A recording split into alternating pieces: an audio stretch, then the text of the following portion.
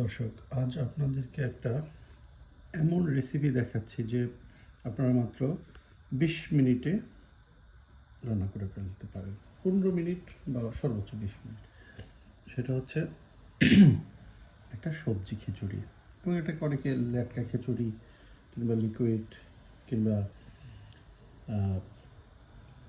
নরম খিচুড়িও বলতে পারেন, আবার অনেকে ঢলঢলা খিচুড়িও বলে।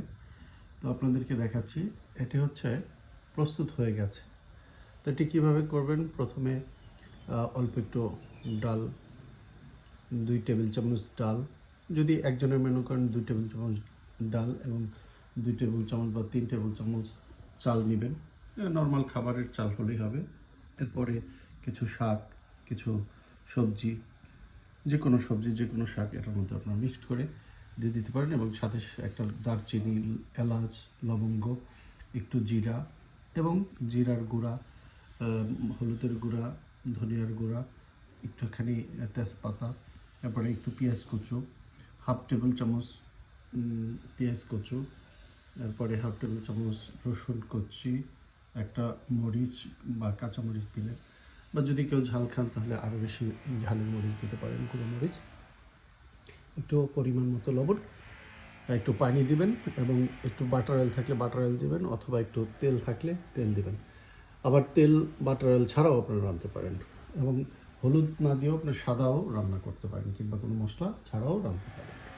এবং এরপরে আপনারা ঢেকে দিবেন, একদম প্রেশার কুকারের মতো ঢেকে দিলে এটাকে আরও বেশি সুস্বাদু এবং ঘ্রাণটা আরও বেশি হয়। সাথে আমরা যেমন একটা ডিম ভেঙে এটার মধ্যে দিয়ে দিয়েছিলাম, তো ডিমটাও প্রস্তুত হয়ে গেছে।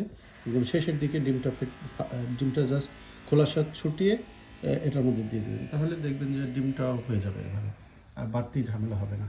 তারপরে রান্না করা গোশ থাকলে, বা যদি দিতে চান একটু একটু গোশ এর মধ্যেই দিয়ে দিতে পারেন, সেটাও প্রস্তুত হয়ে যাবে। এই যে দেখেন আমরা যেভাবে করেছি। তো দর্শক, এরপরে খাবেন অন্যরকম সুস্বাদু একটা গরম গরম একটা সুন্দর খিচুড়ি আপনারা কিন্তু অনুভব করতে পারেন। দেখেন এখনও কিন্তু ভাপড় উঠছে, আবার জিভে পানি এসে গেছে। আশা করি সবারই জিভে পানি আসবে। তো আপনারা নিজেরা ঘরে বসে মাত্র 15 থেকে 20 মিনিটের মধ্যে এটি রান্না করে খেতে পারেন, যেমনটি আমি সময় পেলেই খেয়ে থাকি। আপনারাও খেতে পারেন। লাঞ্চে এটা বেশি ভালো হবে। দুপুরে মধ্যাহ্নভোজে যদি খান তাহলে আরও বেশি আপনাদের ভালো লাগবে। আর বৃষ্টি হলে তো কথাই নেই। তো দর্শক, আরও সুন্দর সুন্দর ভিডিও পেতে আমাদের সাথে থাকুন। শুভেচ্ছা সবাইকে।